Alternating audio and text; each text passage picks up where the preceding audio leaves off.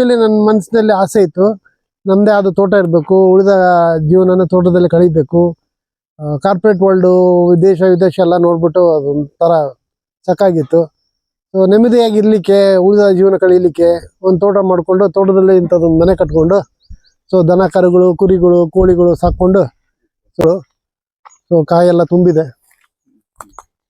ಯಾವ್ದು ಸರ್ ಇದು ತಳಿ? ಇದು ಕೇಸರ್. ಕೇಸರ್, ಓಕೆ. ಇನ್ನ ಬೆಳೆಯುತ್ತೆ ಇದು. ಇದು ಮನುಷ್ಯದೆ ಅಲ್ಲ, ಇದು ಮಂಡಾಗಬೇಕು, ಮೇಲೆ ಗುಳಿ ಬೀಳಬೇಕು, ಅಂದ್ರೆ ಕಟಾವಿಗೆ ಬರುತ್ತೆ. ಇದು ಆಳ 40 ಅಡಿ 50 ಅಡಿ ಇದೆ. ಸೊ ನಮ್ಮ ಬೋರ್ನಿಂದ ಪಂಪ್ ಮಾಡಿರೋ ನೀರೆಲ್ಲ ಬಂದು ಇದ್ರಲ್ಲಿ ಬೀಳುತ್ತೆ. ಸೊ ಇದ್ರಲ್ಲಿ ಸ್ಟೋರ್ ಆಗುತ್ತೆ. ಇಲ್ಲಿಂದ ನಾವು ಸ್ಯಾಂಡ್ ಫಿಲ್ಟರ್ ಇದೆ ನೋಡಿ, ರೆಡ್ ಕಲರ್ದು ಸ್ಯಾಂಡ್ ಫಿಲ್ಟರ್ ಥ್ರೂ ಮೋಟರಿಂದ ನಾವು ಡ್ರಿಪ್ ಇರಿಗೇಷನ್ ಸಿಸ್ಟಮ್ ನಲ್ಲಿ ಎಲ್ಲ ಮಾವಿಗೂ ನಾವು ನೀರು ಸರಬರಾಜು ಮಾಡ್ತೀವಿ. ನಾವು ಇದನ್ನ ರೋಟಾವೇಟರ್ ಮಾಡ್ಬಿಟ್ಟು ಮಣ್ಣೆಲ್ಲ ಕ್ಲೀನ್ ಮಾಡೋದು ಈ ರೀತಿ ಪದ್ಧತಿ ಇಟ್ಕೊಂಡಿಲ್ಲ. ಕಲ್ಚರ್ನಲ್ಲಿ ನೀವು ಸಿಸ್ಟಮ್ ಫಾಲೋ ಮಾಡಲಿಲ್ಲ ಅಂದ್ರೆ ನಿಮಗೆ ಆಮೇಲೆ ಮೇಂಟೆನೆನ್ಸ್ ಕಾಸ್ಟು, ರಿಪೀಟೆಡ್ ಇನ್ವೆಸ್ಟ್ಮೆಂಟ್ಸು ಜಾಸ್ತಿ ಆಗುತ್ತೆ. ನೋಡಿ ಹೆಂಗೆ ಗೊಂಚಲ ಬಂದಿದೆ. ಸೊ ಇದು ಬೇಲಿಗೆ ಕಂಟಿನ್ಯೂಸ್ ಆಗಿ ನೀವು ಹೆಬ್ಬೇವು ಹಾಕೊಂಡಿದ್ದೀವಿ, ಹೆಬ್ಬೇವು. ಹಂಗಾಗಿ ಬರೋ ಗಾಳಿನ ತಡೆಯುತ್ತೆ. ಸೊ ಗಿಡಗಳು ಗಾಳಿಯಿಂದ, ಜೋರಾಗಿ ಗಾಳಿ ಬೀಸೋದ್ರಿಂದ ಕಾಯಿ ಬೀಳೋದು ಅದೆಲ್ಲ ತಡೆಗಟ್ಟುತ್ತೆ.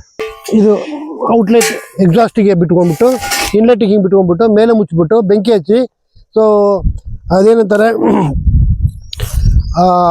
Burning without presence of oxygen. ಹಂಗಾಗಿ ಸಣ್ಣ ಬಯೋಚಾರ್ ಅಂದರೆ ಅನೆರೋಬಿಕ್ ಫರ್ಮೆಂಟೇಷನ್ ಅಂತ ಒಂದು ಕೇಳಿದ್ದೀವಲ್ಲ, ಆ ರೀತಿ ಆಕ್ಸಿಜನ್ ಇಲ್ದೇ ಇಡ್ಲಿ ಮಾಡೋ ಪ್ರೋಸೆಸ್ ಇದೆಯಲ್ಲ, ಅದು ಆ ಟೈಪ್.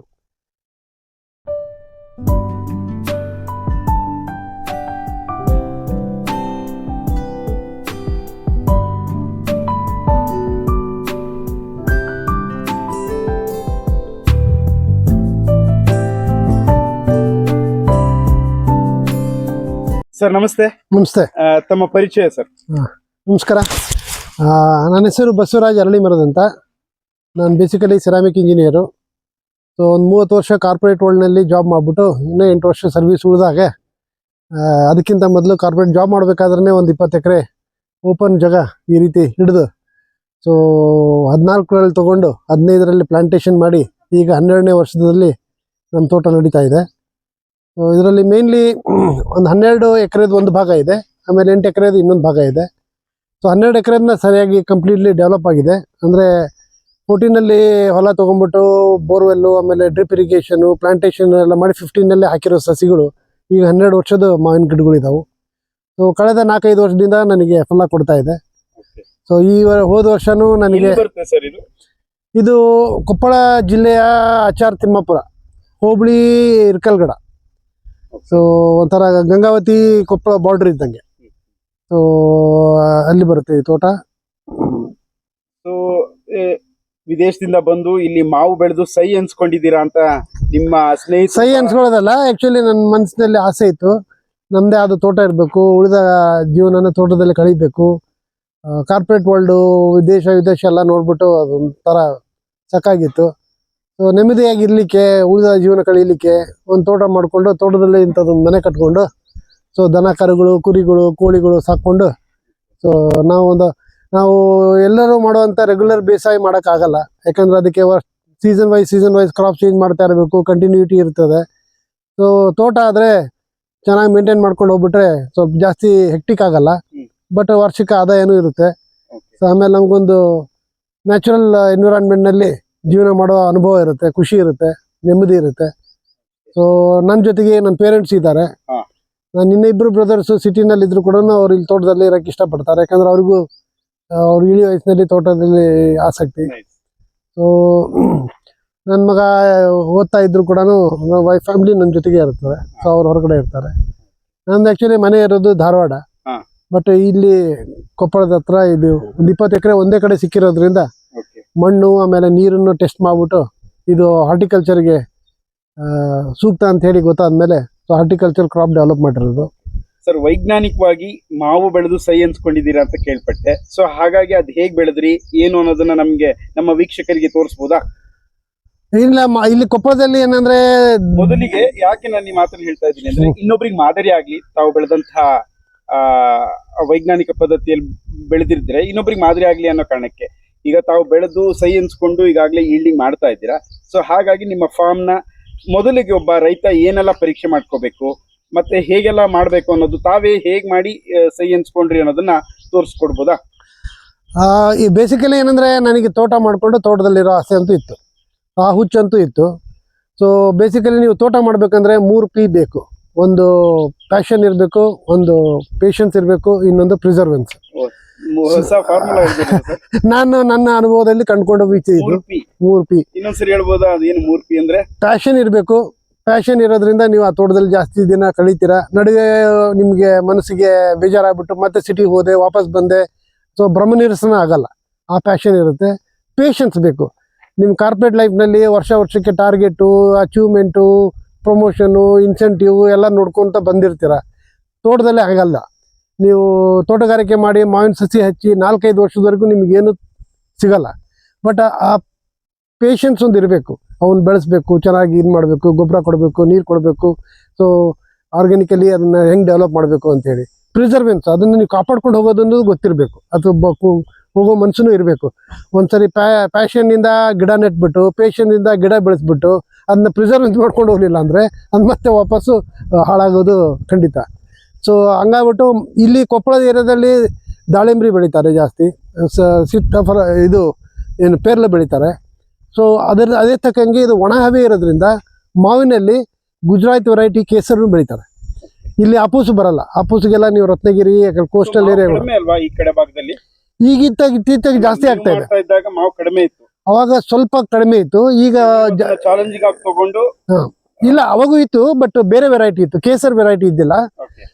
ಅವಾಗ ಬೆನಿಶಾ ಅಂತ ಮಾವಿನ ಬರ್ತಾ ಇದ್ವು. ಬಟ್ ಹೆಚ್ಚಾಗಿ ಪೇರ್ಲೆ ಬೆಳೀತಾ ಇದ್ರು. ಆಮೇಲೆ ದಾಳಿಂಬ್ರಿದಂತೂ ಫೇಮಸ್ ಇತ್ತು, ಕುಷ್ಟಗಿ ಕೊಪ್ಪಳ ಏರಿಯಾ. ಸೊ ಈಗ ಮಾವಿಗೂ ಜನರು ಆಸಕ್ತಿ ತೋರಿಸಿ ಮಾವನ್ನು ಬೆಳೀತಾ ಇದ್ದಾರೆ.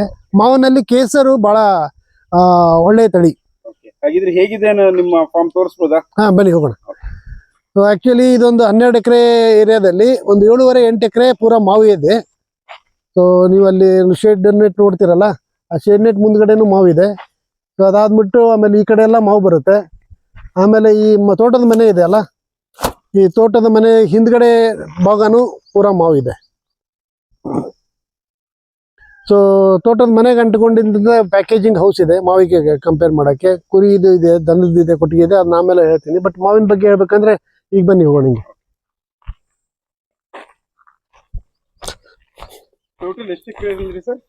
ಇದು ಟೋಟಲ್ 12 ಎಕರೆಯಲ್ಲಿ 7.5 ಎಕರೆ ಪೂರ ಮಾವು ಇದೆ. ಸೊ ಉಳಿದಿದ್ರಲ್ಲಿ ಒಂದು ಓಪನ್ ಜಾಗ ಇರ್ತದೆ. ನಮಗೆ ಬೇಕಾದ ಸಿರಿಧಾನ್ಯ, ಆಮೇಲೆ ಗೋವಿನ ಜೋಳ, ಸೊ ಆ ರೀತಿ ಬೆಳ್ಕೊಂಡಿರ್ತೀವಿ. ಭತ್ತನೂ 1-2 ಮಡಿ ಹಾಕೊಂಡಿರ್ತೀವಿ ಮನೆ ಖರ್ಚಿಗೆ. ಸೊ ಕಾರ್ಪೊರೇಟ್ ಲೈಫ್ ಬಿಟ್ಟು ಬಂದು ಈ ತರ ಮಾಡ್ಲಿಕ್ಕೆ ಕಷ್ಟ ಅನ್ಸ್ಲಿಲ್ಲ ಸ್ಟಾರ್ಟಿಂಗ್? ಇಲ್ಲ, ನಾನು ಹೇಳ್ತೀನಲ್ಲ, ಪ್ಯಾಷನ್ ಇದ್ರೆ ಕಷ್ಟ ಅನ್ಸಲ್ಲ. ಸುಮ್ಮನೆ ಏನೋ ಮಾಡ್ಬೇಕಂತ ಮಾಡೋದಲ್ಲ. ಸೊ ಬಹಳ ಪ್ಯಾಷನ್ ಇರಬೇಕು, ಅದರಲ್ಲೇ ಇರ್ಬೇಕು. ಹುಚ್ಚು ಇದ್ರೆ ಮಾತ್ರ ಆಗುತ್ತೆ. ಈಗ ನೋಡಿ, ಈಗ ಮಾವು ಬಂದಿದೆ, ಇನ್ನೊಂದು 10-12 ದಿನಕ್ಕೆ ಕಟಾವಿಗೆ ಬರುತ್ತೆ. ಸೊ ಇದು ಕೇಸರ್ ಮಾವು. ಸೊ ನೀವು ನೋಡ್ತಾ ಇರ್ಬೋದು 12 ವರ್ಷದ ಗಿಡಗಳು. ಸೊ ಕಾಯೆಲ್ಲ ತುಂಬಿದೆ. ಯಾವ್ದು ಸರ್ ಇದು ತಳಿ? ಇದು ಕೇಸರ್. ಇನ್ನ ಬೆಳೆಯುತ್ತೆ ಇದು. ಇದು ಮನುಚಿದೆ ಅಲ್ಲ, ಇದು ಮಂಡಾಗಬೇಕು, ಮೇಲೆ ಗುಳಿ ಬೀಳ್ಬೇಕು, ಅಂದ್ರೆ ಕಟಾವಿಗೆ ಬರುತ್ತೆ ಇದು.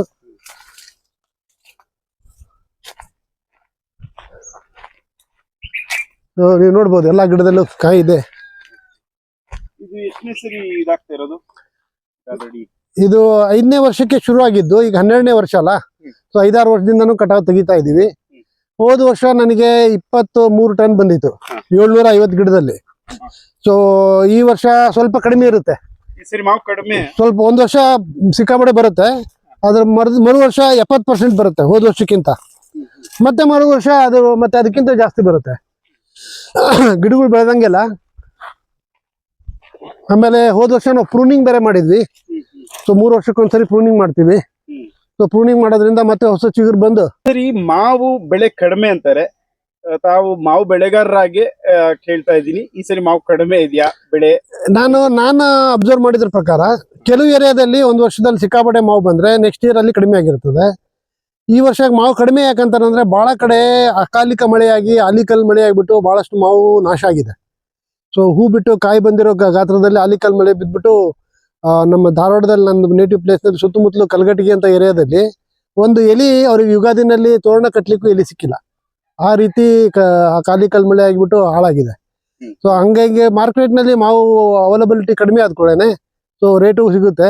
ಬಟ್ ಓವರ್ ಆಲ್ ಇದೆ ತೋಟದಲ್ಲಿ, ಇದರಲ್ಲಿ ನಮ್ದ್ರಲ್ಲಿದೆ. ಅಂದ್ರೆ ಹೋದ ವರ್ಷದಷ್ಟು ಸಿಕ್ಕಿಲ್ಲ, ಬಟ್ ಡಿಸಪಾಯಿಂಟ್ಮೆಂಟ್ ಇಲ್ಲ, ನಡೀತದೆ. ಸರ್, ಏನ್ ಸ್ಪೆಷಲ್ ಆಗಿ ನಿಮ್ಮ ಅಕ್ಕಪಕ್ಕದ ರೈತರೆಲ್ಲ ಹೇಳ್ತಾ ಇದ್ರು ವೈಜ್ಞಾನಿಕವಾಗಿ ಸಿಸ್ಟಮೆಟಿಕ್ ಆಗಿ ಬೆಳೆದಿದ್ದಾರೆ ಅಂತ. ಸೊ ಏನ್ ಆ ತರದ್ದು ನೀವು ಇಲ್ಲಿ ಸಿಸ್ಟಮೆಟಿಕ್? ಇಲ್ಲ, ಏನಾಗುತ್ತೆ ಅಂದ್ರೆ ನಾವು ಬರೇ ಲ್ಯಾಂಡ್ ತಗೊಂಡ್ಬಿಡ್ತೀವಿ. ತಗೊಂಡ್ಮೇಲೆ ಅದ್ರದ್ದು ಟೋಪೋಗ್ರಫಿ ಅದನ್ನೆಲ್ಲ ನೋಡ್ಕೊಂಡ್ಬಿಟ್ಟು ನಾವು ಡ್ರಿಪ್ದು ಇರಿಗೇಷನ್ ಸಿಸ್ಟಮ್ದು ಅದ್ರದ್ದೆಲ್ಲ ಪ್ಲಾನ್ ಮಾಡ್ಕೋಬೇಕಾಗುತ್ತೆ. ಆಮೇಲೆ ಅದ್ರ ಪ್ರಕಾರ ನಾವು ಡ್ರಿಪ್ ಲೈನು, ನೀರಿನ ಅನುಕೂಲತೆ, ಪಂಪಿಂಗ್ ಸಿಸ್ಟಮು, ಆಮೇಲೆ ಗೊಬ್ಬರದ ಇದನ್ನ ಮಾಡೋದು, ಸೊ ಲ್ಯಾಂಡ್ಸ್ಕೇಪ್ನಲ್ಲೇ ಪ್ಲಾನ್ ಮಾಡ್ಕೋಬೇಕಾಗುತ್ತೆ. ಸೊ ಅದಕ್ಕೇನು ಮಾಡಿದ್ದೀವಿ, ನಮ್ಮ ಬೋರ್ಗೆಲ್ಲ ಉದ್ದ ಪೈಪ್ ಹಾಕೊಂಡ್ಬಿಟ್ಟು ಒಂದು ಸೆಂಟ್ರಲೈಸ್ಡ್ ವಾಟರ್ ಸ್ಟೋರೇಜ್ ಸಿಸ್ಟಮ್ ಮಾಡ್ಕೊಂಡಿದ್ದೀವಿ ಇಲ್ಲಿ ಮುಂದೆ. ಇದು 30 ಅಡಿ, 40 ಅಡಿ, 50 ಅಡಿ ಅಗಲದ್ದು, 5 ಅಡಿ ಆಳದ್ದು ಒಂದು ಟ್ಯಾಂಕ್ ಸಿಸ್ಟಮ್ ಮಾಡ್ಕೊಂಡಿದ್ದೀವಿ.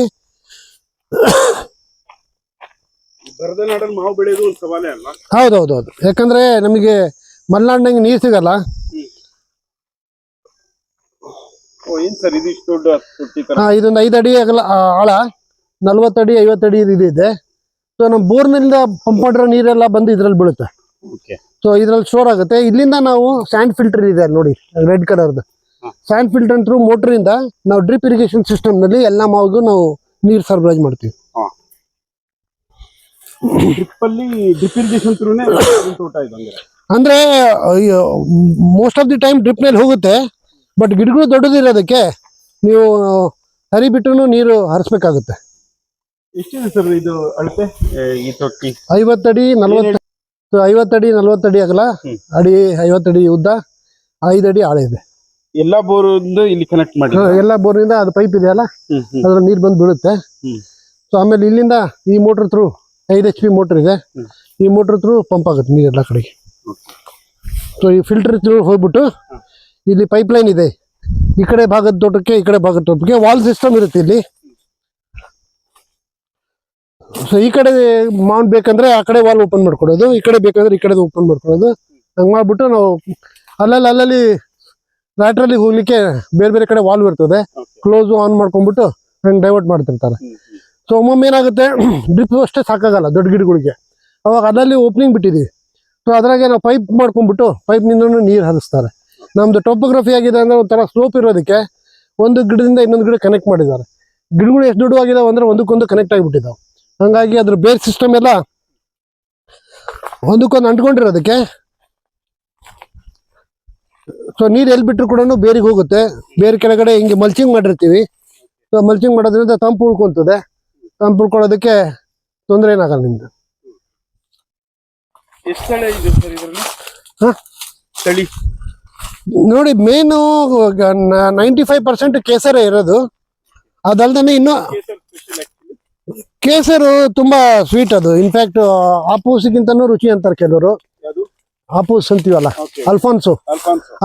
ಅದ್ರ ಶೇಪು, ಸೈಜು, ಅದ್ರ ನೋಟಕ್ಕೆ ಬಹಳ ಜನಕ್ಕೆ ಅದು ಬಹಳ ಫೇಮಸ್. ರುಚಿಗೂ ಓಕೆ, ಅದರದ್ದೇ ಫ್ಲೇವರ್ ಇರುತ್ತೆ. ಸೊ ಕೇಸರ್ನಲ್ಲಿನೂ ಚೆನ್ನಾಗಿ ಅದರ ರುಚಿಗೆ ಇದಕ್ಕೆಲ್ಲ ಕಾಂಪಿಟೇಷನ್ ಕೊಡುತ್ತೆ ಅದು. ಆಮೇಲೆ ನಾರ್ತ್ ಸೌತ್ ಡೈರೆಕ್ಷನ್ ನಲ್ಲಿ ಮಾವಿನ ನಡುವೆ ನಾವು ಒಂದು ಸ್ವಲ್ಪ ಶ್ರೀಗಂಧ ಹಾಕೊಂಡಿದ್ದೀವಿ. ಮಾವಿನ ಪಕ್ಕ ನಾರ್ತ್ ಸೌತ್ ಡೈರೆಕ್ಷನ್ ನಲ್ಲಿ ಇಲ್ಲೊಂದು 5 ಲೈನು, ನಡುವೆ ಒಂದ್ ಕಡೆ ಸೀತಾಫಲನು ಹಾಕೊಂಡಿದೀವಿ, ನಡುವೆ ಇಂಟರ್ಮೀಡಿಯೇಟ್ ಅಂತ. ಆ ಕಡೆ ಇಲ್ಲ. ಆಮೇಲೆ ಈ ಬದುವಿ ಗುಂಟ ನಾವು ಇದೆಲ್ಲ ತೆಂಗಿನ ಗಿಡ ಹಾಕೊಂಡಿದೀವಿ ಹೊಸದಾಗಿ. ಮೊದ್ಲು ಒಂದು 40 ಗಿಡಗಳು ಇದಾವು, ಇವು ಮತ್ತೆ ಅಡಿಷನಲ್ ಹಾಕೊಂಡಿರೋದು. ಇದು ಎಷ್ಟು ವರ್ಷದ ತೋಟ ಸರ್ ಇದು? ಇದು 15ರಲ್ಲಿ ಸಸಿಗಳು ತಂದು ನಾಟಿ ಮಾಡಿರೋದು. ಸೊ 26 ಅಂದ್ರೆ ಅದು 12 ವರ್ಷ ಅನ್ಬೋದು. ವರ್ಷದಿಂದ ವರ್ಷಕ್ಕೆ ಬೆಳೆ ಜಾಸ್ತಿ ಆಗ್ತಾ ಇದೆ. ಹಾ, ಈಗ ಲಾಸ್ಟ್ ಇಯರ್ 23 ಟನ್ ಬಂದ್ ನಮಗೆ. ಈ ವರ್ಷ ಬಹುಶಃ ಒಂದು 18-20 ಬರ್ಬೋದು. ಮುಂದಿನ ವರ್ಷ 25 ಮೇಲೆ ಬರುತ್ತೆ. ಯಾಕಂದ್ರೆ ಯೂಶಲಿ ಸಿಕ್ಕಾಪಟ್ಟೆ ಜಂಪ್ ಆಗುತ್ತೆ. ಆಮೇಲೆ ಈ ಗಿಡಗಳು ನಾವು 15 ಅಡಿ 20 ಅಡಿ ಹೀಗೆ ಮಾಡಿದೀವಿ. ಸಾಲಿಂದ ಸಾಲಿಗೆ 20 ಅಡಿ ಇಟ್ಟಿದೀವಿ, ಗಿಡದಿಂದ ಗಿಡಕ್ಕೆ 15 ಅಡಿ ಇಟ್ಟಿದೀವಿ. ಆಮೇಲೆ ಪ್ರೂನಿಂಗ್ ಮಾಡ್ಕೊಂಡ್ಬಿಟ್ಟು ಕಂಟ್ರೋಲ್ಡ್ ಗ್ರೋತ್ ಮಾಡ್ಕೊಂಡು ಹೈ ಡೆನ್ಸಿಟಿನೂ ಮಾಡ್ತಾರೆ ಕೆಲವರು, ಬಟ್ ಆ ರೀತಿ ನಾವು ಮಾಡಿಲ್ಲ. ಸೊ ಮಧ್ಯದಲ್ಲಿ ಶ್ರೀಗಂಧ, ಇದು ನಾರ್ತ್ ಸೌತ್ ಡೈರೆಕ್ಷನ್ ಅಲ್ಲಿ ಮಾತ್ರ ಮಾವಿನ ಗಿಡ ನಡುವೆ ಶ್ರೀಗಂಧ ಹಾಕಿದ್ವಿ. ಉಳಿದಿದ್ದು ಅಲ್ಲಿ ಸೀತಾಫಲ ಇದೆ, ಹಣ್ಣುಗಳದ್ದು ಹಣ್ಣುಗಳದ್ದು ಒಂದ್ 2-3 ಲೈನ್ ಇದೆ. ಆಮೇಲೆ ಮತ್ತೇನಿಲ್ಲ, ಯಾಕಂದ್ರೆ ಗಿಡಗಳು ಡೆವಲಪಿಗೆ ಜಾಸ್ತಿ ಒತ್ತು ಕೊಡ್ಬೇಕಂತ ಹೇಳಿ, ಮಾವಿಗೆ ಒತ್ತು ಕೊಡ್ಬೇಕಂತ ಹೇಳಿ ನಾವು ಇದನ್ನ ರೋಟಾವೇಟರ್ ಮಾಡ್ಬಿಟ್ಟು ಮಣ್ಣೆಲ್ಲ ಕ್ಲೀನ್ ಮಾಡೋದು ಈ ರೀತಿ ಪದ್ಧತಿ ಇಟ್ಕೊಂಡಿಲ್ಲ. ಅಂದ್ರೆ ಸೊ ನನ್ನ ಹತ್ರ ಚೈನ್ ಸ್ಲಾಶರ್ ಇದೆ, ಟ್ರ್ಯಾಕ್ಟರ್ ಹಾಕಿರೋದು. ಏನಾಗುತ್ತೆ, ಕಸ ಬೆಳೆಯುತ್ತಲ್ಲ, ಈ ರೀತಿ ಕಸ ಮಳೆಗಾಲದಲ್ಲಿ ಸಿಕ್ಕಾಪಟ್ಟೆ ಬೆಳೆದ್ಬಿಡುತ್ತೆ. ಇದಿದೆಯಲ್ಲ, ಇದನ್ನ ನಾವು ಶ್ರೀಗಂಧಕ್ಕೆ ಅದು ಪರಾವಲಂಬಿ ಜೀವ ಅಂತ ಹೇಳಿ ಅದಕ್ಕೆ ಹಾಕಿರೋದು. ಬಟ್ ಇದೆಷ್ಟು ಸ್ಪ್ರೆಡ್ ಆಗ್ಬಿಡುತ್ತೆ ಅಂದ್ರೆ ಇಲ್ಲೆಲ್ಲ ಬಂದ್ಬಿಡುತ್ತೆ. ಇದೊಂಥರ ಸಸಿ, ಇದು ಕುರಿಗಳು ತಿಂತವೆ, ಬಟ್ ಅದು ಕಸ ಆಗ್ಬಿಡುತ್ತೆ ಫುಲ್ಲು. ಅವಾಗ ನಾವು ಸ್ಲೈನ್ ಸ್ಲಾಶರ್ ಹಾಕ್ಬಿಟ್ಟು ಅಲ್ಲೇ ಕಸನ ಹೊಡೆದು ಹಾಕ್ತೀವಿ. ಹಾಕೋದ್ರಿಂದ ಏನಾಗುತ್ತೆ, ಮಲ್ಚಿಂಗ್ ಆಗುತ್ತೆ. ಈಗ ಎಲೆಗಳೆಲ್ಲ ಬಿದ್ದಿರುತ್ತಲ್ಲ, ಇದನ್ನ ನಾವು ಮಣ್ಣೊಳಗೆ ಜಾಸ್ತಿ ಸೇರ್ಸಲ್ಲ. ಹಿಂಗೆ ಮಲ್ಚಿಂಗ್ ಆಗೋದ್ರಿಂದ ಬೇರೆಲ್ಲ ತಂಪಿನಲ್ಲಿರುತ್ತೆ. ಆಮೇಲೆ ಗೊಬ್ಬರ ಆಗುತ್ತೆ ಅಲ್ಲಿಂದಲೇ. ಇದಕ್ಕೆ ಇನ್ಸಿಟು ಮೆನ್ಯೂರಿಂಗ್ ಅಂತೀವಿ. ಇದ್ರ ಮೇಲೆ ಸಗಣಿ ಗೊಬ್ಬರ ಹಾಕ್ಬಿಟ್ಟು ಆಮೇಲೆ ಮತ್ತೆ ಜೀವಾಮೃತ, ಗೋಕೃಪಾಮೃತ ಸಿಡಿಸ್ಕೊಂತ ಹೋಗ್ತೀವಿ. ಸೊ ಎಲೆಗಳು ಬಿದ್ದಿರ್ತದೆ, ಕಸ ಬೆಳೆದ್ಮೇಲೆ ಅದು ರೋಟೋವೇಟರ್ ಮಾಡೋದ್ರ ಬದಲು ಚೈನ್ ಸ್ಲಾಶರ್ ನಲ್ಲಿ ಅಲ್ಲೇ ಕತ್ತರಿಸಿ ಬಿಡಿಸೋದ್ರಿಂದ ಅದೊಂದು ಲೇಯರ್ ಇದಾಗುತ್ತೆ. ಈಗ ನೋಡಿ, ಇದು ನೆಲ ಕಾಣ್ತಾ ಇದೆ ಅಲ್ಲ, ಗಿಡದ ಬಡ್ಡಿ ಒಳಗಡೆ ನಿಮಗೆ ನೆಲ ಕಾಣಲ್ಲ, ಎಲ್ಲ ತಲೆಗರಗಳು ಮಲ್ಚಿಂಗು ಸಿಗುತ್ತೆ.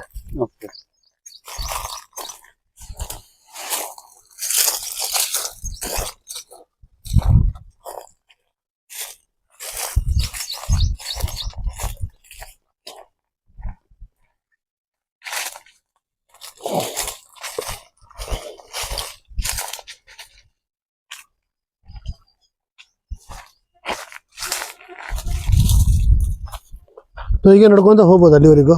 ಎಲ್ಲ ಮಾವೇ ಇದೆ. ಈ ಒಂದು 5 ಲೈನ್ ನಡುವೆ ಇಲ್ಲಿ ಸೀತಾಫಲ ಹಾಕಿದೀವಿ. ಅದಾದ್ಮೇಲೆ ಮತ್ತೆ ಮಾವಿನಿಂದ ಮಾವಿನ ನಡುವೆ 20 ಅಡಿ ಅಂತರದಲ್ಲಿ ನಡುವೆ ಏನು ಕ್ರಾಪ್ ಇಲ್ಲ. ಹಾ, ಮಾಡ್ಲೇಬೇಕು. ಹಾರ್ಟಿಕಲ್ಚರ್ ನಲ್ಲಿ ನೀವು ಸಿಸ್ಟಮ್ ಫಾಲೋ ಮಾಡ್ಲಿಲ್ಲ ಅಂದ್ರೆ ನಿಮಗೆ ಆಮೇಲೆ ಮೇಂಟೆನೆನ್ಸ್ ಕಾಸ್ಟು, ರಿಪೀಟೆಡ್ ಇನ್ವೆಸ್ಟ್ಮೆಂಟ್ಸು ಜಾಸ್ತಿ ಆಗುತ್ತೆ. ಒಂದ್ಸರಿ ಸಿಸ್ಟಮ್ಯಾಟಿಕ್ ಆಗಿ ಮಾಡ್ಕೊಂಡ್ಮೇಲೆ ನಿಮಗೆ ರಿಪೀಟೆಡ್ ಕಾಸ್ಟ್ ಕಡಿಮೆ ಆಗುತ್ತೆ. ಇದು ಕೇಸರಿ ಫುಲ್. ಇದು ನೋಡಿ ಹೆಂಗೆ ಗೊಂಚಲ ಬಂದಿದೆ.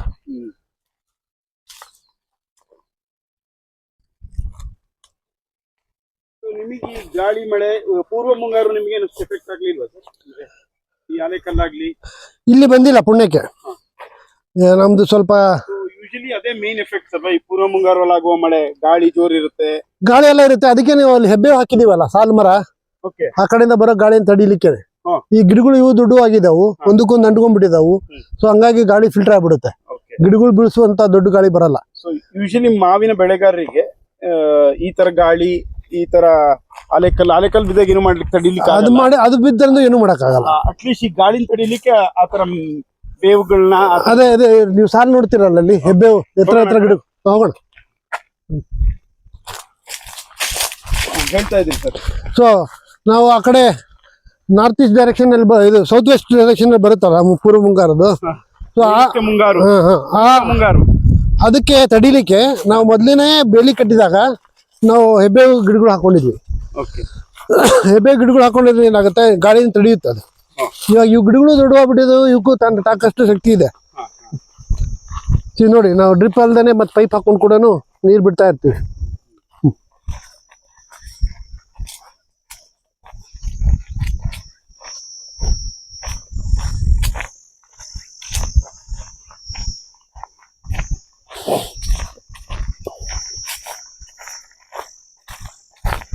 ಸೊ ಇದು ಬೇಲಿಗೆ ಕಂಟಿನ್ಯೂಸ್ ಆಗಿ ನೀವು ಹೆಬ್ಬೇವು ಹಾಕೊಂಡಿದೀವಿ, ಹೆಬ್ಬೇವು.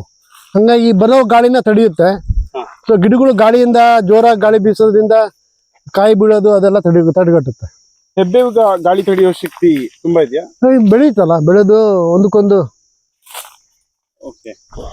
ಈ ಪೂರ್ತಿ ಬೇಲಿ ಸೈಡ್ ಪೂರ್ತಿ ನೀವು ಇದನ್ನ ಈ ಕಡೆ ಹೆಬ್ಬು ಹಾಕಿದ್ವಿ, ಹೆಬ್ಬೇವು. ಆ ಕಡೆ ಮಾಗನಿ ಹಾಕಿದೀವಿ. ಹಾ. ಬಟ್ ಗಾಳಿ ಈ ಕಡೆಯಿಂದ ಜಾಸ್ತಿ ಬೀಸೋದಕ್ಕೆ, ಆಮೇಲೆ ಈ ಕಡೆ ತೆಗ್ಗಿರೋದಕ್ಕೆ, ನೀರ್ ಶೇಖರಣೆ ಆಗೋದಕ್ಕೆ ಚೆನ್ನಾಗಿ ಇದು ಬೆಳ್ಕೊಂಡಿದೆ. ಎರಡು ರೀತಿ ಬೆನಿಫಿಟ್ಸ್ ಇದೆ ಅದ್ರಿಂದ. ಒಂದು ಗಾಳಿ, ಒಂದು ಗಾಳಿ ತಡೆಯುತ್ತೆ, ಇನ್ನೊಂದು ನಾವು ಇದು ದಪ್ಪ ಆಗುತ್ತಲ್ಲ, ನಾವು ಸೆಂಟ್ರಿಂಗ್ ಮಾಡ್ಲಿಕ್ಕೆ ತಗೊಂಡ್ ಹೋಗ್ತಾರೆ. ಸೊ ಇಲ್ಲಿವರೆಗೂ ಕೊಟ್ಟಿಲ್ಲ ನಾವು, ಯಾಕಂದ್ರೆ ಅದ್ರ ಪಕ್ಕದಲ್ಲಿ ಇನ್ನೊಂದು ಸಣ್ಣ ಗಿಡಗಳು ಹಾಕ್ಬಿಟ್ಟು ಅದ್ರದ್ದೇ ಒಂದು ಹೈಟಿಗೆ ಬಂದ್ಮೇಲೆ ದುಡ್ಡು ಮಾರ್ಕೋಬಹುದು. ಅವು 6,000, 7,000, 8,000 ರೂಪಾಯಿ ಟನ್ನಂಗೆ ತಗೊಂಡೋಗ್ತಾರೆ ಸಿವಿಲ್ ಡಿಪಾರ್ಟ್ಮೆಂಟ್. ಹಾಗಿದ್ರೆ ಒಬ್ಬ ಮಾವು ಬೆಳೆಗಾರರಿಗೆ ನೀವು ಇದನ್ನ ಸಲಹೆ ಕೊಡ್ಬೋದು, ಕೊಡ್ತಾ ಇದ್ದೀರಾ? ಹಾ. ಗಾಳಿ ತಡಿಲಿಕ್ಕೆ ನೀವು ಏನಾದ್ರು ಒಂದು ವ್ಯವಸ್ಥೆ ಮಾಡ್ಕೋಬೇಕು. ನಾವು ಇದು ಹೆಬ್ಬೇವಿನ ಗಿಡಗಳು ಹಾಕೊಂಡ್ಬಿಟ್ಟು ಆ ವ್ಯವಸ್ಥೆ ಮಾಡ್ಕೊಂಡಿದ್ವಿ. ಬೇರೆ ಮತ್ತೇನ್ ಹಾಕ್ಬೋದು ಸರ್ ಆ ತರ ಗಾಳಿ? ಬೇಲಿ ಹಾಕ್ತಾರೆ, ಕಾಂಪೌಂಡ್ ಕಟ್ತಾರೆ. ಹಂಗಲ್ಲ, ಅಂದ್ರೆ ನ್ಯಾಚುರಲಿ ಈಗ ನೀವು ಸ್ಟ್ರೈಟ್ ಅಲ್ಲಿ ಬಂದಾಗ ಕಾಂಪೌಂಡ್ ಅದನ್ನೆಲ್ಲ ಇದ್ ಮಾಡ್ಲಿಕ್ಕೆ ಆಗಲ್ಲ, ಇದ್ರಷ್ಟು ಹೋಗಕ್ಕೂ ಆಗಲ್ಲ.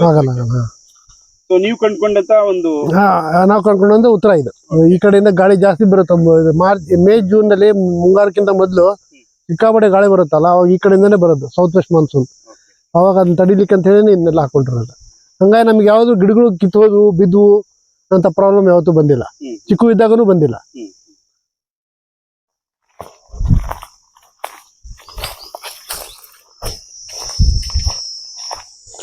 ಆಮೇಲೆ ಮಾವಿನ ಗಿಡಗಳು ಪ್ರೂನಿಂಗ್ ಮಾಡಿದ್ದಕ್ಕೆ ಅದನ್ನ ಕತ್ತರಿಸಿ ಹಾಕಿರೋದು. ಇದು ಇಲ್ಲೇ ಬಿಟ್ಬಿಟ್ಟು ಇದ್ರ ಮೇಲೆ ಸಗಣಿ ಹಾಕ್ಬಿಟ್ಟು ಇದೇ ಗೊಬ್ಬರನ ಹಂಗೆ ಬಡ್ಡಿಗೆ ಹಸರಿಸ್ಬಿಟ್ಟು, ಸೊ ಮಲ್ಸಿಂಗು ಆಗುತ್ತೆ, ಸೊ ಗೊಬ್ಬರನೂ ಆಗುತ್ತೆ.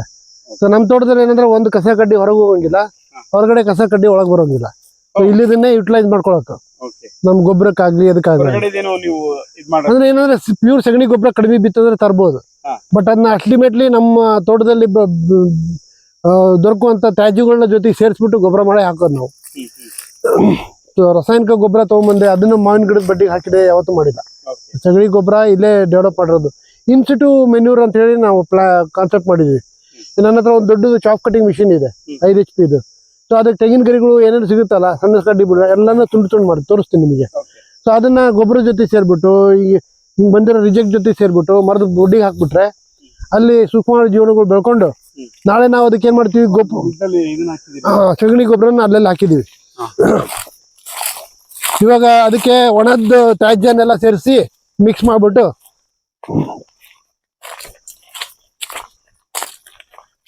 ಇದು ನಮಗೆ ದನಕರುಗಳು ಕಡಿಮೆ ಇರೋದು, ಮೊದ್ಲು 10-12 ದನಗಳು ಇದ್ವು, ಈ 1-2 ಇರೋದಕ್ಕೆ ನಮಗೆ ಸಗಣಿ ಗೊಬ್ಬರ ಕಡಿಮೆ ಆಗುತ್ತಂತೆ ಬಟ್ ಸಗಣಿ ಗೊಬ್ಬರ ತಂದು ಅಲ್ಲೆಲ್ಲ ಹಾಕಿರ್ತೀವಿ. ಇದ್ರ ಮೇಲೆ ನಮ್ಮ ಒಣ ತ್ಯಾಜ್ಯನೆಲ್ಲ ಹಾಕಿ ಆಮೇಲೆ ಸುಡೋಮನಸ್ಸು ಇದನ್ನೆಲ್ಲ ಬೇರೆ ಬೇರೆ ಗೊಬ್ಬರದ ಇದನ್ನೆಲ್ಲ ಹಾಕ್ಬಿಟ್ಟು ಅದು ಮಿಕ್ಸ್ ಮಾಡ್ಬಿಟ್ಟು ಆಮೇಲೆ ಬಡ್ಡಿಗೆ ಹಾಕ್ಬಿಡೋದು. ಸೊ ನಾ ಇಲ್ಲಿವರೆಗೂ ಮಾವಿನ ಗಿಡದ ಬಡ್ಡಿಗೆ ಯೂರಿಯಾ ಆಗಲಿ DAP ಆಗಲಿ ಇಂಥ ರಾಸಾಯನಿಕ ಗೊಬ್ಬರ ಹಾಕಿಲ್ಲ. ಪ್ರತಿ ಯಾವ್ದಾದೊಂದು ರೋಗ ವಿಪರೀತ ಅಂಟ್ಕೊಂತಂದ್ರೆ ಅವಾಗ ರಾಸಾಯನಿಕ ಸಿಂಪಡಣೆ ಅಂತೂ ಮಾಡಿದೀವಿ. ಅವಾಗ ಎಲ್ಲ ಆರ್ಗ್ಯಾನಿಕ್ ಕ್ರಿಮಿನಾಶಕದ ಇದು ಯೂಸ್ ಮಾಡಿದ್ರೆ ಅಷ್ಟೊಂದು ಆಗಲ್ಲ, ಬೇವಿನ ಎಣ್ಣೆ ಅದರಿಂದ ಮಾಡಿದ್ರೆ ಅಷ್ಟೊಂದು ಕಂಟ್ರೋಲ್ ಬರಲ್ಲ. ಅವಾಗ 1-2 ಸರಿ ಮಾಡಿರ್ತೀವಿ. ಬಟ್ ಬೇರಿಗೆ ಅಂತ ಹೇಳಿ ನಾವು ಯಾವುದೇ ರಾಸಾಯನಿಕ ಗೊಬ್ಬರ ಹಾಕಿಲ್ಲ ಇದುವರೆಗೆ. ಎಷ್ಟು ಸಾಧ್ಯನೋ ಅಷ್ಟು ಆದಷ್ಟು ಕೆಮಿಕಲ್ ಫರ್ಟಿಲೈಸರ್ಸ್ ನ ಕಡಿಮೆ ಮಾಡ್ತಾ ಬಂದಿದ್ದೀವಿ. ಅಲ್ಲ, ಬೇರಿಗಂತೂ ಕೆಮಿಕಲ್ ಯಾವತ್ತೂ ಮಾಡೇ ಇಲ್ಲ. ನಾವು ಬೇಕಂತಾನು ಒಂದು ಏನು ಮಾಡಿಲ್ಲ. ಗಿಡಗಳು ಎಲೆಗೆ ಏನಾದ್ರು ಬೂದಿ ರೋಗ ಬರುತ್ತೆ, ಜಿಗುಟ್ ರೋಗ ಬರುತ್ತೆ, ಅವಾಗ 1-2 ಸರಿ ಕೆಮಿಕಲ್ ಸಿಂಪಡಣೆ ಮಾಡಿದ್ದು ಖಂಡಿತ. ಯಾಕಂದ್ರೆ ಅದು ಒಂದ್ಸರಿ ಬಂತಂದ್ರೆ ಬಹಳ ಡೆವಾಸ್ಟೇಟಿಂಗ್ ಎಫೆಕ್ಟ್ ಆಗುತ್ತೆ. ಅದು ಅದನ್ನ ಕಂಟ್ರೋಲ್ ಮಾಡ್ಲಿಕ್ಕೆ ಯೂಸ್ ಮಾಡಿರ್ತೀವಿ. ಸರ್, ಹಾಗೆ ಈಗ ನೀವು ನಿಮ್ಮ ಮಾವಿನ ತೋಟಕ್ಕೆ ಆರ್ಗ್ಯಾನಿಕ್ ಮ್ಯಾನ್ಯೂರು ಆ ತರದ ಪದ್ಧತಿಗಳನ್ನ ಹೇಳ್ತಾ ಇದ್ರಿ, ಹೇಗೆಲ್ಲ ಮಾಡಿದ್ರಿ? ಅದು ಕೇವಲ ಕುರಿ ಮತ್ತೆ ಅಂದ್ರೆ ಹಸುವಿನ ಗೊಬ್ಬರಗಳ ಅಷ್ಟೇ ಅಲ್ಲದೆ ಬೇರೆ ಯಾವ ಪದ್ಧತಿಗಳನ್ನ ಅಳವಡಿಸ್ಕೊಳ್ತಾ ಇದ್ದೀರಾ? ನೋಡಿ, ಇವಾಗ ಇಷ್ಟೊಂದು ದೊಡ್ಡ ಗಿಡಗಳಾದ್ಮೇಲೆ ನೀವು ಆರ್ಗ್ಯಾನಿಕ್ಲೇ ಮಾಡಬೇಕು ಹೆಚ್ಚಾಗಿ ಅಂದ್ರೆ ನಿಮಗೆ ಅದಕ್ಕೆ ಸೂಕ್ತ ಗೊಬ್ಬರ ಕೊಡ್ತಾ ಇರಬೇಕು. ಗೊಬ್ಬರ ಕೊಡ್ಬೇಕಾದ್ರೂ ಬಹಳಷ್ಟು ವೆರೈಟಿ ಇದೆ. ಒಂದ್ರ ಬರೀ ಸಗಣಿ ಗೊಬ್ಬರ ಜೊತೆಗೆ ನೈಟ್ರೋಜನ್ ಬೇಕು, ಫಾಸ್ಫರಸ್ ಬೇಕು, ಪೊಟ್ಯಾಶು ಬೇಕು, ಬೇರೆ ಬೇರೆ ತರದ್ದೆಲ್ಲ ಗೊಬ್ಬರಗಳು ಬೇಕು. ಈ ಸಗಣಿ ಗೊಬ್ಬರ ತಂದು ನಾನು ಬಡ್ಡಿಗೆ ಹಾಕ್ಬಿಡ್ತೀನಿ ತನ್ನಷ್ಟು ತಾನೇ ಆಗುತ್ತೆ ಅಂತ ಆಗಲ್ಲ. ಅದಕ್ಕೆ ಪೂರಕ ಆಗುವಂಗೆ ಬೇರೆ ಬೇರೆ ತರದ್ದು ಇದು ನೋಡ್ಕೊ. ಒಣ ಗರಿಗಳು ಇರ್ತದೆ, ಇವಾಗ ತೆಂಗಿನ ಗರಿಗಳು ನಮ್ಮಲ್ಲಿ ಭಾಳ ಸಿಗುತ್ತೆ. ಸೊ ತೆಗೆಸಿ ಏನು ಮಾಡ್ತೀನಿ ನಾನು, ನೋಡಿ ಈ ರೀತಿ ಸಿಗುತ್ತೆ, ದೊಡ್ಡ ದೊಡ್ಡ ಗರಿಗಳು ಸಿಗುತ್ತೆ. ಇಲ್ಲಿವರೆಗೂ ನಾನು ಮಿಷಿನಲ್ಲಿ ಕಟ್ ಮಾಡಿ ಸಣ್ಣ ಸಣ್ಣ ಪೌಡರ್ ಆಗುತ್ತೆ. ಅಂದರೆ ಅದಕ್ಕೇನಂತಾರೆ ಶ್ರೆಡರ್. ನನ್ನ ಹತ್ರ ಒಂದು ಶ್ರೆಡರ್ ಇದೆ, ಪಲ್ವರೈಸರ್ ಇಲ್ಲ, ಶ್ರೆಡರ್ ಇದೆ. ಆ ಶ್ರೆಡರ್ನ ಯೂಸ್ ಮಾಡಿಬಿಟ್ಟು ಡ್ರೈ ತೆಂಗಿನ ಗರಿಗಳನ್ನ ಇದು ಮಾಡ್ತೀವಿ. ಈ ಉಳಿದಿರೋ ಇದು ಪೋರ್ಷನು ನನ್ನ ಕಟಿಂಗ್ ಮಿಷಿನು ಇದು ಮಿಷಿನಿಗೆ ಭಾಳ ಹೆವಿ ಆಗುತ್ತೆ ಅಂತ ಹೇಳ್ಬಿಟ್ಟು ಇದನ್ನ ಇಷ್ಟು ಉಳ್ಕೊಂಡಿರ್ತೀನಿ. ಇದನ್ನ ನಾನು ಏನು ಮಾಡ್ತೀನಿ, ಬಯೋಚಾರ್ ಯೂಸ್ ಮಾಡ್ತೀನಿ ನಾನು. ಬಯೋಚಾರ್ ಬಯೋಚಾರ್ ಅಂತಂದ್ರೆ ಬೇಸಿಕಲಿ ಒಂದು ಪಿಟ್ ಮಾಡ್ಬಿಟ್ಟು ಅದರೊಳಗೆ ಈ ರೀತಿ ಇದನ್ನ ನಾನು ಮಾಡಿ 3 ತಿಂಗಳಾಯ್ತು. ಅದು ಅಲ್ಲಿ ತಿಪ್ಪೆಲೆಲ್ಲ ಹಾಕಿದ್ದೀನಿ. ಅಲ್ಲಿ ಸ್ಪ್ರಿಂಕ್ಲರ್ ಹಾಕ್ಬಿಟ್ಟು ಅದು ಗೊಬ್ಬರ ಆಗ್ತಾ ಇದೆ ಅದು. ಸೊ 2 ಸರಿ 3 ತಿಂಗಳಿಗೆ ಒಂದ್ಸರಿ ಹಿಂಗೆ ತೆಂಗಿನ ಗರಿಗಳು ಸಿಕ್ಕಾಗ ಅವನ್ನೆಲ್ಲ ಹಿಂಗೆ ಹಾಕ್ಬಿಟ್ಟು ಇದು ಪೈಪ್ ಇದೆ ಅಲ್ಲ, ಇದು ಔಟ್ಲೆಟ್ ಎಕ್ಸಾಸ್ಟಿಗೆ ಬಿಟ್ಕೊಂಡ್ಬಿಟ್ಟು ಇನ್ಲೆಟ್ಗೆ ಹಿಂಗೆ ಬಿಟ್ಕೊಂಡ್ಬಿಟ್ಟು ಮೇಲೆ ಮುಚ್ಚಿಬಿಟ್ಟು ಬೆಂಕಿ ಹಚ್ಚಿ, ಸೊ ಅದೇನಂತಾರೆ burning without presence of oxygen. ಹಂಗಾಗಿ ಸಣ್ಣ ಸಣ್ಣ ಬಯೋಚಾರ್ ಅಂದರೆ ಅನೆರೋಬಿಕ್ ಫರ್ಮೆಂಟೇಷನ್ ಅಂತ ಒಂದು ಕೇಳಿದ್ದೀವಲ್ಲ, ಆ ರೀತಿ ಆಕ್ಸಿಜನ್ ಇಲ್ದೇ ಇಡ್ಲಿ ಮಾಡೋ ಪ್ರೋಸೆಸ್ ಇದೆಯಲ್ಲ, ಅದು ಆ ಟೈಪ್. ಹಂಗಾಗಿ ನಿಮಗೆ ಕಪ್ಪಗೆ ನಿಮಗೆ ಇಡ್ಲಿ ಹೆಂಗೆ ಸಿಗುತ್ತೆ, ಭಾಳ ಪೋರಸ್ ಇರುತ್ತೆ ಅದು. ಸೊ ಅದನ್ನು ನೀವು ಕುಟ್ಬಿಟ್ಟು ಸಣ್ಣ ಸಣ್ಣ ತುಂಡುಗಳು ಮಾಡಿಬಿಟ್ಟು ತಿಪ್ಪೆಲಿ ಹಾಕ್ಬಿಡ್ಬೇಕು. ಡೈರೆಕ್ಟು ಮರದ ಗಿಡಕ್ಕೆ ಹಾಕಬಾರ್ದು. ತಿಪ್ಪೆಗೆ ಹಾಕಿ ಒಂದು 2-3 ತಿಂಗಳು ಅದರನ್ನೆಲ್ಲ ಚೆನ್ನಾಗಿ ಮಿಕ್ಸ್ ಮಾಡಿದ್ರೆ ಏನಾಗುತ್ತೆ, ಅದ್ರ ಸರ್ಫೇಸ್ ಏರಿಯಾ ಜಾಸ್ತಿ ಮಾಡೋದ್ರಿಂದ ಪೋರಸಿಟಿ ಜಾಸ್ತಿ ಇರೋದಕ್ಕೆ ಅದರಲ್ಲಿ ಮೈಕ್ರೋ ಆರ್ಗನಿಮ್ಸು ಬೆಳಿಲಿಕ್ಕೆ ಅನುಕೂಲ ಮಾಡಿಕೊಡುತ್ತೆ. ಆಮೇಲೆ ನೀರನ್ನ ಹಿಡಿದು ಇಟ್ಕೊಳ್ಳೋ ಅಂಶನೂ ಜಾಸ್ತಿ ಆಗುತ್ತೆ. ಹಂಗಾಗ್ಬಿಟ್ಟು ನೀವು ಮರದ ಬೇರಿಗೆ ಏನು ಮೈಕ್ರೋ ಆರ್ಗನಿಸಮ್ ಥ್ರೂ ನಿಮ್ಗೇನು ನ್ಯೂಟ್ರಿಯೆಂಟ್ಸ್ ಬೇಕಲ್ಲ, ಅದನ್ನು ನೀವು ದೊರಕಿಸ್ಕೊಡ್ಲಿಕ್ಕೆ ನೀವು ಅನುಕೂಲ ಮಾಡಿಕೊಟ್ಟಂಗೆ ಆಗುತ್ತೆ. ನೀವು ಸಗಣಿ ಗೊಬ್ಬರ ಹಾಕ್ಬಿಟ್ಟು ನಾಳೆ ನಾನು ಬರೀ ಜೀವಾಮೃತ ಹಾಕ್ತೀನಿ ಅಂದರೆ ಅದರಿಂದ ಮೈಕ್ರೋ ಆರ್ಗನಿಸಮ್ ಡೆವಲಪ್ ಆಗುತ್ತೆ. ಬಟ್ ಅವು ಲಾಸ್ಟ್ ಭಾಳ ವರ್ಷದವರೆಗೂ ಅಥವಾ ಥ್ರೂಔಟ್ ದಿ ಇಯರ್ ಲೈಫ್ ಇಟ್ಕೊಂಡು ಸಸ್ಟೈನ್ ಮಾಡ್ಬೇಕಂದ್ರೆ ಈ ಬಯೋಚಾರ್ ಭಾಳ ಹೆಲ್ಪ್ ಮಾಡುತ್ತೆ. ಇಲ್ಲಿ ಅದನ್ನ ಅಂದ್ರೆ ಇದ್ರ ತರ ಇಲ್ಲಿ ಇದು ನಾನು ಸಣ್ಣ ಪ್ರಮಾಣದಲ್ಲಿ ಮಾಡ್ಕೊಂಡಿದ್ದೀನಿ. ಇನ್ನೊಂದು ಡ್ರಮ್ನಲ್ಲಿ ಒಂದಿದೆ, ಅದನ್ನು ತೋರಿಸ್ತೀನಿ. 2-3 ಥರ ಮಾಡ್ಕೊತೀನಿ ನಾನು. ಇದನ್ನ ಶುರುವಿನಲ್ಲಿ ಮಾಡಿದ್ದು, ಇದನ್ನು ಕಂಟಿನ್ಯೂ ಮಾಡ್ತಾರೆ ನಮ್ಮ ಹುಡುಗರು. ಇದು 2 ತಿಂಗಳ ಹಿಂದೆ ಮಾಡಿದ್ದು, ಈ ಕಸ ಎಲ್ಲ ಆಗಿದೆ, ಈಗ ಮತ್ತೆ ಸ್ಟಾರ್ಟ್ ಮಾಡ್ಬೇಕು ಈ ಬೇಸಿಗೆಯಲ್ಲಿ. ಸೊ ಇಂಥವನ್ನೆಲ್ಲ ಇಟ್ಬಿಟ್ಟು ಫುಲ್ ಪ್ಯಾಕ್ ಮಾಡಿಬಿಟ್ಟು ಒಂದು ಕಡೆ ಬೆಂಕಿ ಹಚ್ಬಿಟ್ಟು ಇದು ಇನ್ಲೆಟ್ ಸ್ವಲ್ಪ ಕಡಿಮೆ ಕೊಟ್ಟು ಔಟ್ಲೆಟ್ಗೆ ಜಾಸ್ತಿ ಪೈಪ್ ಕೊಟ್ಟು ಮೇಲೆ ತೆಗೆದು ಹಾಕ್ಬಿಟ್ಟು ಮುಚ್ಚಿ ಮಣ್ಣು ಮುಚ್ಚಿಬಿಡ್ತೀವಿ. ಒಳಗೆ ಅದು ಈ ನಿಧಾನಕ್ಕೆ ಗಾಳಿ ಎಳ್ಕೊಂಡು ಅರ್ಧಂಬರ್ಧ ಸುಟ್ಟಂಗೆ ಚಾರ್ಕೋಲ್ ನಂಗೆ ಡೆವಲಪ್ ಆಗುತ್ತೆ. ಒಂದು 24 ಅವರ್ಸ್ ಆದ್ಮೇಲೆ ಓಪನ್ ಮಾಡಿದ್ಮೇಲೆ ಕೂಲಾಗಿ ಹೊಗೆ ನಿಂತ ಮೇಲೆ ಓಪನ್ ಮಾಡಿದ್ರೆ ಒಳಗಡೆ ಎಲ್ಲ ಚಾರ್ಕೋಲ್ ಇದ್ದಂಗೆ ಇರುತ್ತೆ. ಒಂದು ಸ್ವಲ್ಪ ಕುಟ್ಟಿ ಚೆನ್ನಾಗಿ ಪೌಡ್ರ್ ಮಾಡ್ದಂಗೆ ಮಾಡಿ ಅದನ್ನ ತೊಗೊಂಡೋಗ್ಬಿಟ್ಟು ಇಲ್ಲಿ ತಿಪ್ಪಿ ಮಾಡಿದ್ದೀನಿ ನೋಡಿ. ಇಲ್ಲಿ ಸಗಣಿ ಗೊಬ್ಬರ, ಒಣ ತ್ಯಾಜ್ಯ ಎಲ್ಲ ತಂದು ಹಾಕಿದ್ದಲ್ಲ, ಅದ್ರ ಮೇಲೆಲ್ಲ ಹಾಕ್ಬಿಡೋದು. ಹಾಕ್ಬಿಟ್ಟು 3 ತಿಂಗಳಿಗೆ ಒಂದ್ಸರಿ JCB ಅಥವಾ ಯಾವ್ದಾದ್ರು ಕೆಲ್ಸಕ್ಕೆ ಬಂದಿರುತ್ತಲ್ಲ, ಅಥವಾ ನಮ್ಮದೇ ರೈತರ ಆಳುಗಳು ಕರ್ಕೊಂಡ್ಬಿಟ್ಟು ಅದನ್ನ ಮೇಲೆ ಕೆಳಗೆ ಮಾಡ್ಬಿಟ್ರೆ ಆ ಬಯೋಚಾರು ಗೊಬ್ಬರದ ಜೊತೆ ಮಿಕ್ಸ್ ಆಗುತ್ತೆ. ಸೊ ಡೈರೆಕ್ಟ್ ಬಯೋಚಾರು ಗಿಡದ ಬಡ್ಡಿ ಹಾಕೋದ್ರಿಂದ, ಅದು ಗೊಬ್ಬರದ ಜೊತೆ ಮಿಕ್ಸ್ ಮಾಡೋದ್ರಿಂದ ನಿಮಗೆ ಮಾರ್ಗ ಡೆವಲಪ್ ಮಾಡಲಿಕ್ಕೆ, ತಮ್ಮ ಮನೆ ಮಾಡ್ಕೊಳ್ಳಿಕ್ಕೆ ಜಾಸ್ತಿ ಅನುಕೂಲ ಮಾಡಿಕೊಟ್ಟಂಗಾಗುತ್ತೆ. ಸಾಕಷ್ಟು ಅದು ನಿಮ್ಮ ತೋಟದ ಏಳಿಗೆಗೆ ಅದು ಬಹಳ ಇಂಪಾರ್ಟೆಂಟ್. ಯಾಕಂದ್ರೆ ಗಿಡಗಳಿಗೆ 365 ಡೇಸ್ ನ್ಯೂಟ್ರಿಯೆಂಟ್ಸ್ ಬೇಕು. ಇಲ್ಲ ಮಳೆಗಾಲದಲ್ಲಿ ಹ್ಯೂಮಿಡಿಟಿ ಇರ್ತದೆ, ಹ್ಯೂಮಸ್ ಎನ್ವಿರಾನ್ಮೆಂಟ್ ಇರ್ತದೆ, ಅವಾಗ ನನಗೆ ಗೊಬ್ಬರ ಸಿಗುತ್ತೆ. ಬೇರೆ ಟೈಮ್ನಾಗ ಬರೀ ನೀರು ಕೊಡ್ತೀನಿ ಅಂದ್ರೆ ಅಲ್ಲ. ಸೊ ಗಿಡಗಳು ತಗೊಳಕ್ ಅನುಕೂಲ ಆಗುವಂತ ಗೊಬ್ಬರ ಅಂತಂದ್ರೆ ಮೈಕ್ರೋ ಆರ್ಗನಿಸಮ್ ಥ್ರೂ ಡೆವಲಪ್ ಆಗಿರೋದು ತ್ಯಾಜ್ಯನೇ. ಸೊ ಅದಕ್ಕೆ ಇಲ್ಲಿ ನಾವು ಎರೆಹುಳು ತೊಟ್ಟಿನೂ ಮಾಡ್ಕೊಂಡಿದ್ದೀವಿ. ಅದನ್ನ ಡೈರೆಕ್ಟ್ ದನ ಕೊಟ್ಟಿಗೆ ಹಿಂದ್ಗಡೆನೆ ಮಾಡ್ಕೊಂಡಿದ್ದೀವಿ.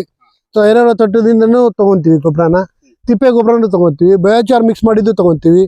ಆಮೇಲೆ ಇಲ್ಲಿ ನೋಡಿ, ಈಗ ಗರಿಗಳನ್ನ ಅಲ್ಲೆಲ್ಲ ತೆಂಗಿನ ಗರಿಗಳೆಲ್ಲ ತಂದು ಇಲ್ಲಿ ಹಾಕೊಂಡಿದ್ದೀನಿ. ಅದನ್ನ ಹಾಕೊಂಡು ಇದೊಂದು 5 HP ಮೋಟ್ರ್ ಇದೆ, ಚಾಪರ್. ಈ ಚಾಪರ್ ಥ್ರೂ ಅದನ್ನ ನಾನು ನೋಡಿ ಹತ್ರ ಬನ್ನಿ. ಚಾಪರ್ ಥ್ರೂ ತೆಂಗಿನ ಗರಿಗಳನ್ನೆಲ್ಲ, ಈ ಗರಿಗಳನ್ನೆಲ್ಲ ಚಾಪ್ ಮಾಡಿದ್ರೆ ಈ ರೀತಿ ಒಣದಿದ್ದು ಸಿಗುತ್ತೆ. This is the main source for nitrogen. ಇದಿದೆ ಒಣ ಗರಿ ಇದ್ರೊಳಗೆ. ಸೊ ಇದು ಎಷ್ಟು ಜನಕ್ಕೆ ಇದು ಗೊತ್ತಿಲ್ಲ. ಇಲ್ಲ, ಗೊತ್ತಿದೆ, ಎಲ್ಲರಿಗೂ ಗೊತ್ತಿದೆ. ಒಣ ತಿಪ್ಪೆ ಇದ್ರೊಳಗಿಂದ ಏನು ಸಿಗುತ್ತೆ, ಹಸಿ ಗೊಬ್ಬರದಿಂದ ಏನು ಸಿಗುತ್ತೆ ಗೊತ್ತಿದೆ. ಬಟ್ ಇದು ನಮಗೆ ಅನುಕೂಲ ಆಗುತ್ತೆ. ಸೊ ಎಲ್ಲಾ ತರದ ಪೋಷಕಾಂಶ ಕೊಡ್ಲಿಕ್ಕೆ ಅನುಕೂಲ ಆಗುತ್ತೆ.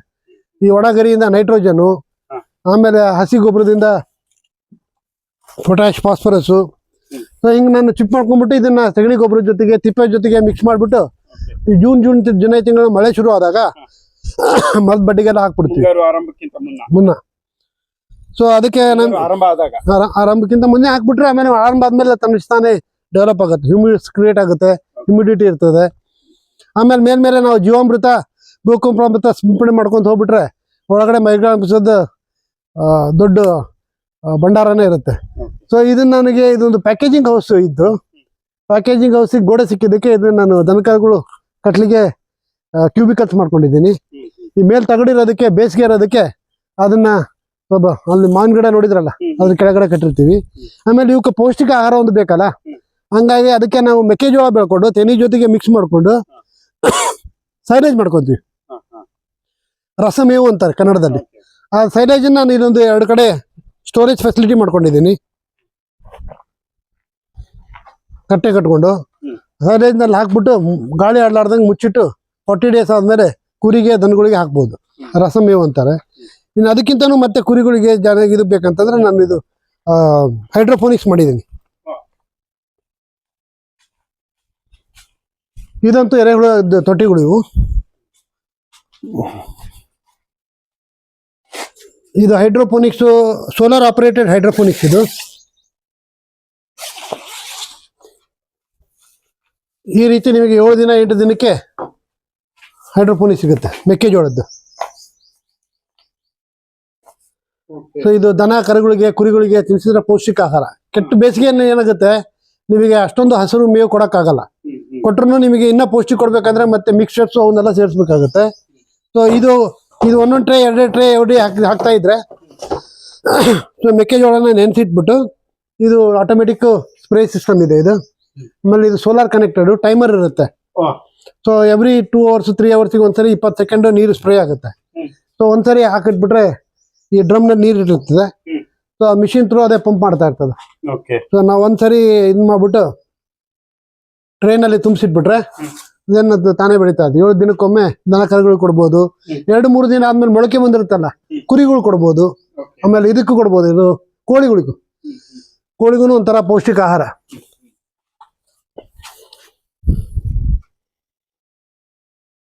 ಈಗ ಇದು ನೀವು ಹಸುಗೆ ಮತ್ತೆ ಕುರಿಗೆ ಹಸುಗೆ, ಆಮೇಲೆ ಇನ್ನ ಸಣ್ಣದಾಗಿ ಬೆಳೆದಾಗ ಒಂದ್ 2-3 ದಿನದ ಇರುತ್ತಲ್ಲ, ಸೊ ಅದನ್ನ ಕೋಳಿಗೂ ಕೊಡ್ತೀವಿ, ಅದನ್ನು ತಿಂತಾವು. ಇದು ಆಟೋಮೆಟಿಕ್ ಇದಾಗುತ್ತೆ. ಇದು ಆಟೋಮೆಟಿಕ್ ಸೋಲಾರ್ ಚಾರ್ಜ್ ಇದೆ. ಈ ಕಡೆ ಇದೆ ಡಿವೈಸ್. ಇದು ಎಷ್ಟು ಖರ್ಚು ಮಾಡಿದ್ರಿ ಸರ್ ಇದಕ್ಕೆ? ಇದು ಆಕ್ಚುಲಿ ಮಾರ್ಕೆಟ್ ಅಲ್ಲಿ 30-32 ಸಾವಿರಕ್ಕೆ ಮಾರ್ತಾರೆ. ಈ ಮಟ್ಟದ್ದು 3 ಸ್ಟೇಜ್ ಇಂದು ನನಗೆ ಸಬ್ಸಿಡಿನಲ್ಲಿ ಸೆಲ್ಕೋ ಕಂಪನಿ ಅಂತ ಹೇಳಿ ಒಂದು ಇದೆ, ನಮ್ದು ಸಹಜ ಆರ್ಗ್ಯಾನಿಕ್ಸ್ ಸೆಲ್ಕೋ ಕಂಪನಿ ಅಂತ. ಅವರು ಅನುಕೂಲ ಪ್ರಕಾರ ನನಗೆ ಒಂದು 16,000ದಲ್ಲಿ ಸಿಕ್ಕಿದೆ. ಇದು ತುಂಬಾ ಅನುಕೂಲ ಅಲ್ಲ ಸರ್? ಇದು ಬಹಳ ಅನುಕೂಲ. ಏನು ಮಾಡೋದಿರಲ್ಲ. ಒಂದ್ಸರಿ ನಾವು ಮೆಕ್ಕೆಜೋಳನ 24 ಗಂಟೆ ನೀರಲ್ಲಿ ನೆನೆಸಿಟ್ಟು ಆಮೇಲೆ ಗೋಣಿ ಚೂಲದಲ್ಲಿ ಹ್ಯೂಮಿಡಿಟಿ ಒಳಗಿಟ್ಟು ಟ್ರೇನಲ್ಲಿ ತುಂಬಿಟ್ಟು ಬಿಟ್ಬಿಟ್ರೆ ಮುಗೀತು. ನೀರು ಕನೆಕ್ಟೆಡ್ ಇರುತ್ತೆ, ಸೋಲಾರ್ ಆಪರೇಟೆಡ್ ಇರುತ್ತೆ. ಆಮೇಲೆ 6 ದಿನ 7 ದಿನ 3 ದಿನ ನಮ್ಗೆ ಹೆಂಗೆ ಬೇಕೋ ಅದ್ರ ಪ್ರಕಾರ ತಗೊಂಡು ನಾವು ಅದ ಬೇರೆ ಬೇರೆ ತರ ಪ್ರಾಣಿಗಳಿಗೆ ಕೊಡ್ಬೋದು. ಅಂದ್ರೆ ಮೇಂಟೆನೆನ್ಸ್ ಇಲ್ಲ, ಏನಿಲ್ಲ, ನೆರಳಲ್ಲಿ ಬೆಳೆಯುತ್ತೆ. ಆಮೇಲೆ ನೀವು ಮೊಳಕೆ ಹೊಡೆದಿದ್ದು ನಾವು ಕಾಳು ತಿನ್ಲಿಕ್ಕೆ ಎಷ್ಟು ಇಷ್ಟಪಡ್ತೀವಿ ಬೆಳಿಗ್ಗೆ, ಯಾಕಂದ್ರೆ ಸಿಕ್ಕಾಪಟ್ಟೆ ಪ್ರೋಟೀನ್ ಇರುತ್ತೆ, ಪೌಷ್ಟಿಕ ಇರ್ತದೆ, ಮಿನರಲ್ಸ್ ಇರ್ತದೆ ಅಂತ ಹೇಳಿ ಅವಕ್ಕೆ ಕೊಟ್ಟಂಗೆ. ಇವೆಲ್ಲವೂ ಕೂಡ ಒಂದ್ ರೀತಿ ಮಾವಿನ ತೋಟ ಏಳಿಗೆ ಇವೆಲ್ಲವೂ ಕೂಡ ಸಹಕಾರಿ. ಒಂದಕ್ಕೊಂದು ಕನೆಕ್ಷನ್ ಇದೆ. ನಾವು ಮೆಕ್ಕೆಜೋಳ ಬೆಳಿತೀವಿ, ಒಮ್ಮೆ ತೆನೆ ಜೊತೆಗೆ ಸೇರ್ಕೊಂಡ್ಬಿಟ್ಟು ಅದನ್ನ ಕಟ್ ಮಾಡ್ಬಿಟ್ಟು ಸೈಲೇಜ್ ಮಾಡ್ತೀವಿ, ದನ ಕರುಗಳಿಗೆ ಹಾಕ್ತಿವಿ. ಅದ್ರ ಸಗಣಿ ಸಿಗುತ್ತೆ, ನಮ್ಗೆ ಹೈನುಗಾರಿಕೆ ಆಗುತ್ತೆ. ಅದೇ ಸಗಣಿ ತೆಗೆದ್ಬಿಟ್ಟು ಈ ಕಡೆ ಹಾಕಿದ್ರೆ ತಿಪ್ಪೆ ಗೊಬ್ಬರ ಆಗುತ್ತೆ, ಎರೆಹುಳ ಗೊಬ್ಬರ. ಇನ್ನು ಜಾಸ್ತಿ ಬಂದಿರೋದನ್ನೆಲ್ಲ ಆ ಕಡೆ ದೊಡ್ಡ ತೊಟ್ಟಿಯಲ್ಲಿ ಹಾಕ್ತಿವಿ, ತಿಪ್ಪೆ. ಅಲ್ಲಿ ಸ್ಪ್ರಿಂಕ್ಲರ್ ಸಿಸ್ಟಮ್ ಇಟ್ಬಿಟ್ಟು ಯಾವಾಗಲೂ ಅದನ್ನ ಹ್ಯೂಮಿಡ್ ಆಗಿರೋದಕ್ಕೆ ಸೊ ಬೇಗ ಗೊಬ್ಬರ ಕಳೀತದೆ.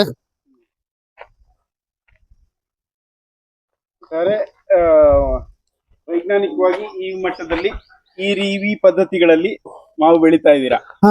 ಇದು ಎಷ್ಟಾಗುತ್ತೆ ಅಷ್ಟು ಆರ್ಗ್ಯಾನಿಕಲಿ ನಮಗೆ ಗಿಡಗಳಿಗೆ ಏನ್ ಬೇಕಾದ್ ನೋಡ್ಬಿಟ್ಟು. ನಂದು ಮೇನ್ ಉದ್ದೇಶ ಇಷ್ಟೇ, ಭೂಮಿನ ಫಲವತ್ತಾಗಿಡ್ಬೇಕು.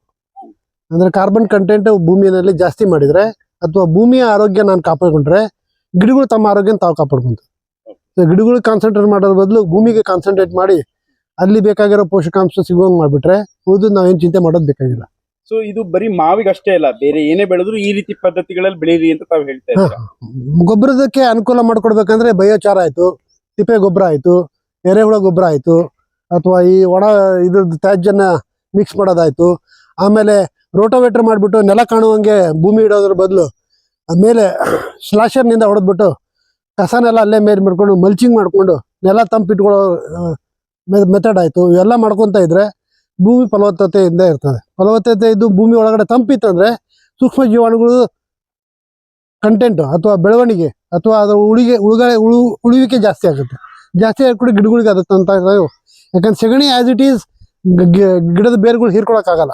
ಸೆಗಣಿ ತಿಂದಿರೋ ಹುಳುಗಳು ಮಾಡಿರೋ ತ್ಯಾಜ್ಯದಿಂದ ಕಣ್ಣಿಗೆ ಕಾಣಲಾರದ ಸೂಕ್ಷ್ಮ ಜೀವಿಗಳಿಂದ ಅದಕ್ಕೆ ಗೊಬ್ಬರ ಸಿಗುತ್ತೆ. Thank you sir, thank you so much. ಇಷ್ಟು ತನಕ ವಿಸ್ತೃತವಾಗಿ Thank you. ತಮ್ಮ ವೈಜ್ಞಾನಿಕ ಪದ್ಧತಿಯಲ್ಲಿ ಮಾವು ಬೆಳೆದ ರೀತಿಯ ಬಗ್ಗೆಯನ್ನ ವಿವರಿಸಿದ್ದಕ್ಕಾಗಿ ಧನ್ಯವಾದಗಳು. Thank you. ಸೊ ಒಂದ್ ವೇಳೆ ಯಾರಾದ್ರೂ ರೈತರು ತಮ್ಮನ್ನ ಸಂಪರ್ಕಿಸಬೇಕು ಅಂದ್ರೆ ಹೇಗೆ ಸಂಪರ್ಕಿಸಬಹುದು? ತಮ್ಮ ಫೋನ್ ನಂಬರ್ ವಿತ್ ವಿವರಣೆಯೊಂದಿಗೆ ಏನಾದ್ರು ಹಾಕ್ಬೋದಾ? ಹಾಕಿ ಪರವಾಗಿಲ್ಲ. ನನಗೆ ಗೊತ್ತಿದ ಮಟ್ಟಿಗೆ ನನ್ನ ಅನುಭವನ ನಾನು ಹಂಚ್ಕೊಳಕ್ಕೆ ಯಾವತ್ತೂ ಹಿಂಜರಿ ಅಲ್ಲ. ಓಕೆ, ನಾನೇನು ತಮ್ಮ ಪೂರ್ತಿ ಹೆಸರು ಮತ್ತೆ ನಂಬರ್ ಸರ್? ಬಸವರಾಜ್ ಅರಳಿ ಮರದ ನನ್ನ ಹೆಸರು. ನನ್ನ ಫೋನ್ ನಂಬರ್ 807-309-3701. ಧನ್ಯವಾದಗಳು ಸರ್. Thank you.